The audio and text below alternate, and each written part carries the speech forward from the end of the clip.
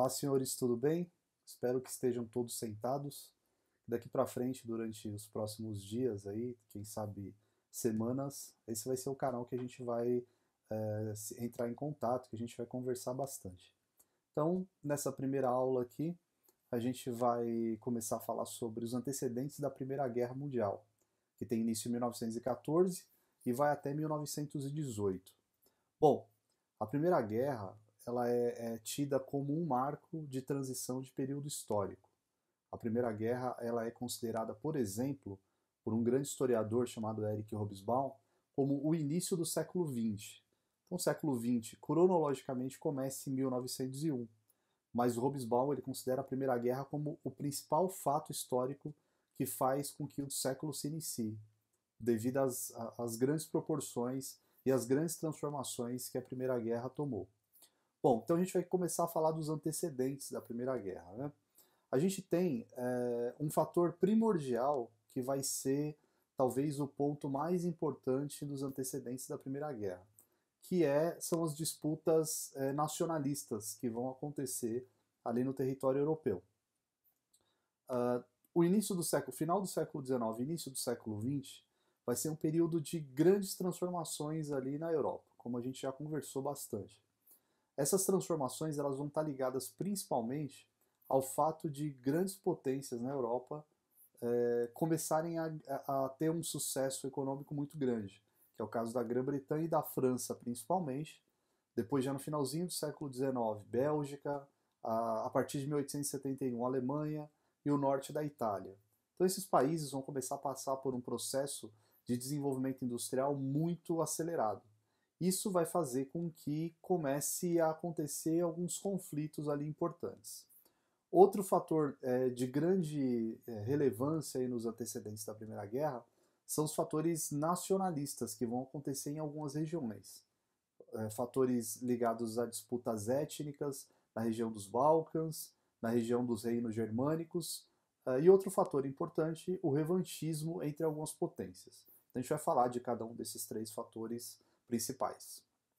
Bom, o primeiro fator aí que a gente vai destacar é um movimento étnico muito importante na região dos Balcãs, que é o movimento do pan-eslavismo. O que é o pan-eslavismo? Era um movimento em que países da região dos Balcãs, que tinham a mesma origem, a origem eslava, e alguns desses países queriam se unificar para formar o que se chamava de Grande Sérvia. Então, esses países já estavam em conflitos constantes desde 1912. Entre 1912 e 1913, aconteceu um conflito na região dos Balcãs, que foi a Guerra dos Balcãs, que uniu territórios como a Sérvia, Montenegro, contra a ocupação dos turcos otomanos. Um detalhe importante, os países da região dos Balcãs eram dominados pelo Império Austro-Húngaro. O Império Austro-Húngaro tinha um domínio muito relevante ali naquela região. E esses países, Sérvia, Montenegro, Bósnia, alguns grupos desses países queriam a independência ou queriam formar a Grande Sérvia, formar um país para acabar com o domínio do Império Austro-Húngaro na região. Então, esse movimento pan-eslavista, ou o movimento do pan-eslavismo, fez com que essa região passasse por um processo de rupturas e um processo onde não havia um pensamento comum. Então haviam muitas rupturas, muitos pensamentos diferentes dentro do mesmo território, o que acabou enfraquecendo essa região. Aliás, guarda essa informação, num território da região dos Balcãs que vai acontecer o estopim para explodir a Primeira Guerra Mundial. Um outro fator muito parecido com o movimento do pan-eslavismo é o movimento do pan-germanismo, que tem mais ou menos o mesmo sentido do pan-eslavismo, só que liderado por países de origem germânica. Então tinham reinos germânicos, o reino da Prússia, a recém-unificada Alemanha, que queriam se unificar formando uma grande Alemanha, um território mais importante, mais forte, para fazer frente aos outros impérios que estavam consolidados. E o terceiro ponto importante nesses aspectos nacionalistas é o revanchismo francês. A França vai desenvolver uma revanche muito forte contra a Alemanha por conta do resultado da Guerra Franco-Prussiana. A Guerra Franco-Prussiana aconteceu entre 1870 e 1871, colocou em situações opostas a França e o Reino da Prússia, não existia Alemanha ainda. O final desse conflito vai acabar dando a vitória para o Reino da Prússia ou para os alemães. Após essa vitória, os alemães vão fazer os franceses assinarem um tratado chamado de Tratado de Frankfurt, que é uma espécie de acordo de rendição, e além de ter que pagar indenização para os alemães, a França teve que ceder dois territórios importantíssimos, que são esses territórios que estão aparecendo aí no mapa, território de Alsácia e Lorena. Esses dois territórios vão ser muito importantes também depois, lá nos antecedentes da Segunda Guerra Mundial. Então, os fatores nacionalistas eles vão ser muito importantes no processo da construção das rivalidades entre as potências europeias nos antecedentes da Primeira Guerra Mundial.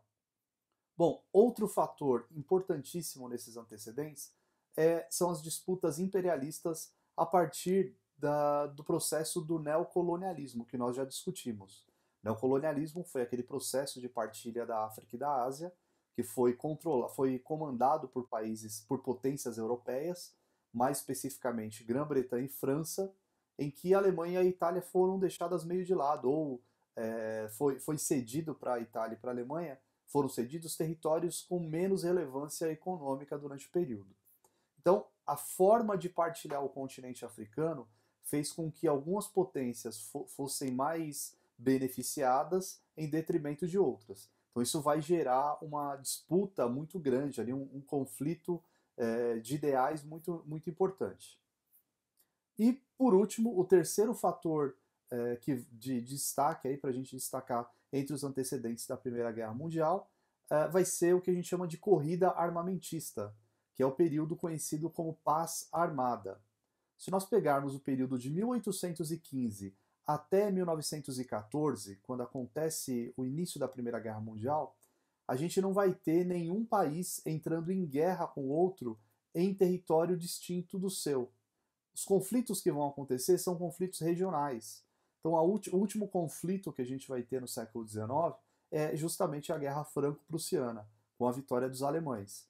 Então, esse período, especificamente entre 1871, que é o final da Guerra Franco-Prussiana, que acaba ocasionando também a unificação da Alemanha, até 1914, durante esse período, não houve conflito na Europa, não houve guerra em grandes proporções. Esse período é chamado de Paz Armada.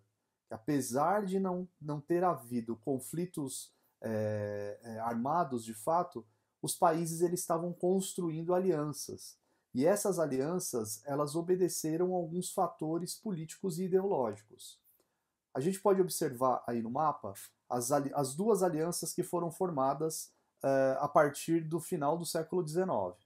Em 1882, como a gente pode ver, foi formada a Tríplice Aliança, que uniam Alemanha, Império Austro-Húngaro e Itália. Em 1893, foi formada a Tríplice Entente, juntando Grã-Bretanha, ou Inglaterra, França e Rússia. Bom, qual que foi, por que essa configuração se deu dessa forma? A Alemanha e a Itália formaram um bloco, ficaram de um lado do bloco, justamente por se sentirem excluídas do processo da partilha da África e da Ásia durante o neocolonialismo. Então formaram um bloco, que vai ser o bloco de oposição. Do outro lado, vão estar as duas nações mais ricas da Europa na época, que eram França e Inglaterra. Então a divisão, a forma de configuração dessas alianças, ela vai se dar por fatores estritamente econômicos. Países como a Alemanha e a Itália, o norte da Itália mais especificamente, vinham apresentando um crescimento muito significativo durante o processo da Segunda Revolução Industrial. Então, por essa razão, a França e a Inglaterra se viram meio receosas com o crescimento muito forte da Alemanha e do norte da Itália, que poderia representar algum tipo de risco no processo de hegemonia que a Inglaterra apresentava junto com a França ali na produção industrial do finalzinho do século XIX e início do século XX. Por essa razão, essas alianças vão ser formadas dessa forma. Grã-Bretanha e França de um lado, a Alemanha e a Itália do outro. Por que a Rússia está do lado da Inglaterra e da França, enquanto o Império Austro-Húngaro está do lado da Alemanha e da Itália?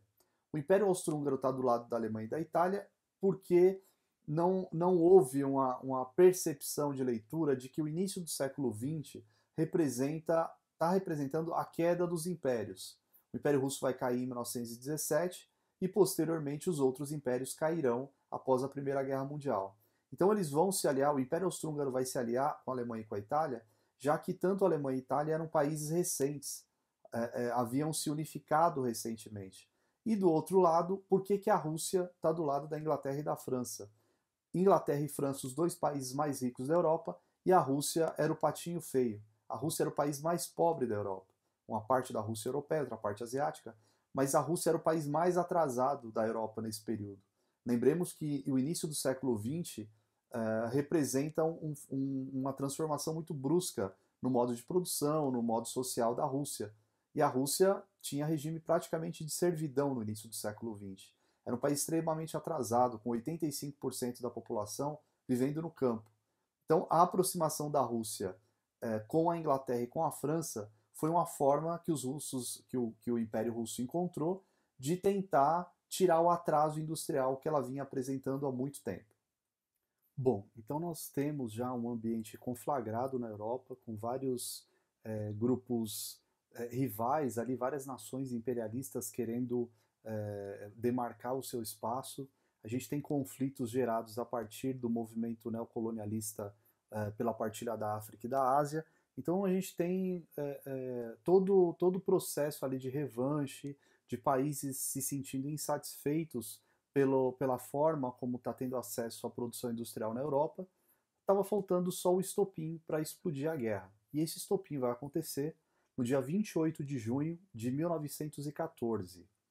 O herdeiro do trono do Império Austro-Húngaro, um cidadão chamado Francisco Ferdinando, que era sobrinho do imperador Francisco José, ele resolve fazer uma viagem até a cidade de Sarajevo, na Bósnia, cidade que ficava na região dos Balcãs.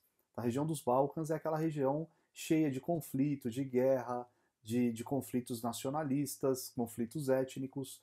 A viagem do Francisco Ferdinando até Sarajevo tinha um objetivo muito claro de tentar apaziguar os ânimos e tentar mostrar que o Império Austro-Húngaro era forte, que tinha liderança ali na região.